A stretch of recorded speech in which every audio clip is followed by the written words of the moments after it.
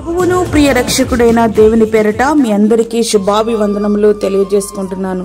Jesus ను creation ministries ద్వారా ఈ రీతిగా ప్రతిరోజు అనుదిన ఆహారమును మీతో పంచుకోవడానికి ప్రభువిస్తున్న కృపను బట్టి దేవునికి అనలేని కృతజ్ఞతలు. వాక్య ధ్యానంలోనికి మనం వెళ్దాము. ఫిలిప్పీలకు రాసిన పత్రిక 4వ అధ్యాయము 8వ వచనం. మెట్టుకు సహోదరులారా, ఏ యోగ్యత అయినను మెప్పైనను ఉండినెడల, ఏవి సత్యమైనవో, ఏవి మాన్యమైనవో, ఏవి న్యాయమైనవో, ఏవి పవిత్రమైనవో, ఏవి రమ్యమైనవో, ఏవి ఖ్యాతి గలవో వాటి మీద ధ్యానముంచుకొనుడి. పావురము నూకలు గింజలు వంటి శ్రేష్టమైన ఆహారాన్ని మాత్రమే తింటుంది గాని అపరిశుభ్రమైన కుళ్ళిన వాటిని అది ముట్టదు. జలప్రళయ కాలంలో నోవాహు ఓడలో నుండి కాకిని బయటకు పంపిస్తే అది కుళ్ళిన శవాలను ఎంజాయ్ చేస్తూ అక్కడే ఉండిపోయింది. కానీ పావురమును పంపిస్తే దాని కాలు మోపడానికి కూడా ఇష్టం లేక తిరిగి ఓడలోనికి వచ్చేసింది. ప్రియ స్నేహితుడా, వాక్యముంటున్నటువంటి ప్రియ దేవుని బిడ్డ, విశ్వాసలముగా ఎట్లాంటి ఆహారాన్ని మనము భుజించగలుగుతున్నాము, ఎట్లాంటి ఆత్మీయ బలాన్ని మనము పొందుకోగలుగుతున్నాము. సంవత్సరాలు దొర్లిపోతున్నాయి గాని ఆత్మీయ పసిపిల్లలుగా ఉయ్యాల ఊగే స్థితిలోనే మరుగుజ్జులుగా జీవించడానికి గల కారణమేమిటి? మేతభూమిగా ఉండాల్సిన షారోను అనబడే సంఘం వాక్య సమృద్ధి లేక మోడు బారటకు గల కారణమేమిటి? దేవుడు మారిపోయాడా లేక ఆయన చట్టం మారిపోయిందా? అది అన్నిటికీ జరగదు. తరాలు మారినా యుగాలు మారినా మార్పు లేని దేవుడాయన. ఆయన మారరు, ఆయన చట్టమో మారదు. కానీ మార్పెక్కడా?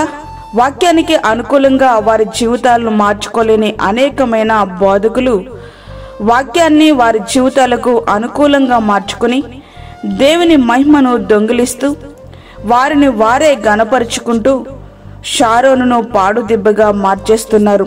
మీటింగ్స్ లో షూటింగ్స్, చాటింగ్స్ తప్ప సువార్తకు స్థానము లోపిస్తుంది. మ్యూజిక్లు, మ్యాజిక్లు, జిమ్మికులకు ఇచ్చే ప్రాధాన్యతలో 10% కూడా దేవుని వాక్యానికి చోటు లేదు. కేకలు, అరుపులు, హంగులు, ఆర్భాటాలు తప్ప సత్యవాక్యం లోపిస్తుంది. శాలువాలు, సన్మానాలు, అంతర్జాతీయ సేవకుల గొప్పలు, కటౌట్లు తప్ప సువార్త భారం లేని లేదు. ప్రత్యేక ఆకర్షణ అంటూ రికార్డింగ్ డాన్స్ కి మనం పెట్టుకున్న ముద్దు పేరు కొరియోగ్రఫీ. దీని గురించి ఒక మాట మాట్లాడితే పరిగెత్తుకుని దావీదు దగ్గరికి వెళ్ళిపోతారు. నేటి ప్రసంగాలు రక్షణ, పాపక్షమాపణ, పశ్చాత్తాపము, మారు మనసు వంటి వాటిని గూర్చిన ప్రస్తావన లేనే లేదు. కేవలం ఆశీర్వాదాలు, శారీరక స్వస్థలకు మాత్రమే పరిమితమైపోయింది. దేవుని వాక్యాన్ని వారి వ్యాపారంలో ఒక పెట్టుబడిగా మార్చేసిన వారు కోకొల్లలుగా మనకు కనబడట్లేదా? ఆత్మల పట్ల భారం లేక వారికి ఇవ్వబడిన సమయాన్ని ఎవరో వారికి నచ్చని వ్యక్తుల కొరకు ఖర్చు చేసి కక్ష తీర్చుకునే బోధకులు అనేక మంది ఉన్నారు. ఇట్లా చెప్పుకుంటూ పోతే లెక్కలేనన్ని. అయితే వీటన్నిటినీ ప్రక్కన పెట్టుకుని పరిశుద్ధ గ్రంథం తెరిచి భూతద్దం పెట్టుకుని వెతికినా గాని వీటిలో మచ్చుకు ఒకటేనను మనకు కనబడదు. మరి ఈ పోకడ ఎందుకో? అది అర్థం కాని, సమాధానం లేని ప్రశ్న. కాలాలు మారాయి కదా అంటారా? అయితే కావచ్చు. ఆ కాలాలను నిర్ణయించిన దేవుడు గాని ఆయన వాక్యము గాని మార్పు లేదు అనడాన్ని మనం స్పష్టంగా అర్థం చేసుకోవచ్చు. చిన్న సమస్యను సహితం తట్టుకోలేకపోతున్నాం. దానికి కారణం ఏమిటి? శారీరకంగా బలవంతులైనప్పటికీ ఆత్మీయంగా మాత్రం బలహీనులం. సరైన ఆత్మీయ ఆహారం తీసుకోకపోవడం వలన అంతరంగ పురుషుడు బక్కచిక్కిపోతున్నాడు. తద్వారా సాతాను సృష్టించే సమస్యలకు తట్టుకోలేడు. వాక్యం అనే జీవాహారము ద్వారా ఆత్మను బలపరచాలి. శరీరానికి ఆహారం ఎంత ప్రాముఖ్యమో ఆత్మకు జీవాహారం అంతకంటే ప్రాముఖ్యం. మనకు దగ్గరగా ఉందని కాకుండా మనల్ని వాక్యమునకు దగ్గరగా, దేవునికి మరింత దగ్గరగా నడిపించే మందిరాలకు వెళ్ళడం మనకెంతో శ్రేయస్కరం. అలవాటైంది కదా అని మనం సర్దుకుపోయినా కానీ అపొస్తలుల బోధకు కట్టుబడకపోతే ఆయన సర్దుకుపోయేవారి కాదనే గ్రహింపు మనకి కలిగి ఉండాలి. ప్రియ స్నేహితుడా, వాక్యం వింటున్నటువంటి ప్రియమైన దేవుని బిడ్డ, పావురము శ్రేష్టమైన ఆహారం మాత్రమే తింటుంది, అపవిత్రమైనది తినదు.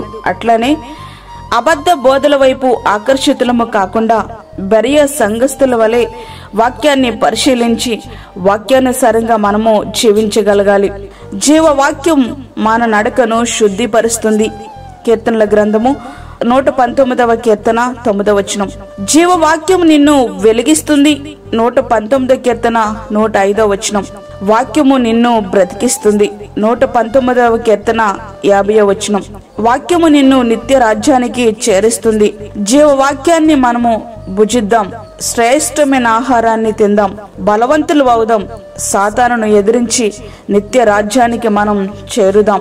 అట్టి కృపా ధన్యత ప్రభు మనకి అనుగ్రహించునుగాక. ఆమేన్. వాక్యం విన్న ప్రియ దేవుని బిడ్డలారా, ప్రార్థనలో ఏకీభవించండి. పరిశుద్ధుడైన తండ్రి, ప్రేమగల యేసు ప్రభువా, అమూల్యమైన శ్రేష్టమైన మరి ఒక దినము మా జీవితంలో మీరు అనుగ్రహించారు. నీకు వందనాలు. ఈ దినమంతటికి కావలసినటువంటి నీ కృపను మాకు సమృద్ధిగా దయచేయండి ప్రభువా. ప్రతి విధమైన శోధన, కీడు, ప్రమాదము, తెగుల నుండి మీరు మమ్మల్ని కాపాడండి. బయటికి వెళ్తున్నప్పుడు, లోనికి వస్తున్నప్పుడు నీ సన్నిధిని మాకు తోడుగా ఉంచండి ప్రభువా. బలహీనులను, చంటి బిడ్డలను, వృద్ధులను మీరు జ్ఞాపకం చేసుకోనండి. హాస్పిటల్లో ట్రీట్మెంట్ తీసుకుంటున్న రోగులను మీరు జ్ఞాపకం చేసుకోనండి ప్రభువా. వారికి స్వస్థతను, ఆత్మరక్షణను మీరు అనుగ్రహించండి. అదేవిధంగా దూరదేశంలో ఉండి ప్రార్థనలో ఏకీభవిస్తున్న నీ బిడ్డలకు కావలసిన సమృద్ధి అయిన జీవమును మీరు దయచేయండి. వారికి కావలసిన నీ కృపను సమృద్ధిగా మీరు అనుగ్రహించండి. ఈ దినమంతటికి కావలసినటువంటి నీ సన్నిధి, నీ కృప, నీ భద్రత మా అందరి కుటుంబాల చుట్టూ ఉంచండి. నీ యొక్క ఆత్మచేత మమ్మల్ని బలపరిచి నడిపించమని, శ్రేష్టమైన ఆహారం భుజించేవారుగా మీరు మమ్మల్ని సిద్ధపరచమని, మాకు కాదు యెహోవా, మాకు కాదు, సమస్త మహిమ ప్రభావములు మీకే ఆరోపించుకుంటూ యేసు పరిశుద్ధ నామమున అడిగి వేడుకుంటున్నాము తండ్రి. ఆమేన్. ప్రియమైనటువంటి దేవుని బిడ్డలారా, ఈ యొక్క వాక్యము అనుదిన ఆహారముగా ప్రతి దినము పంపించబడతా ఉంది. ఈ యొక్క వాక్యమును మీ బంధువులకు, మీ యొక్క స్నేహితులకు షేర్ చేయండి. దేవుని పనిలో మీరు కూడా పాలుభాగస్తులు కండి. అదేవిధంగా మీ ప్రార్థన అవసరతలు మాకు తెలియచేయండి. మా ఫోన్ నంబర్ 9177377559. దేవుడు మిమ్మును, మీ కుటుంబమును దీవించునుగాక. ఆమేన్. దేవుని సేవలో మీ సహోదరి అన్నామణి సాల్మన్.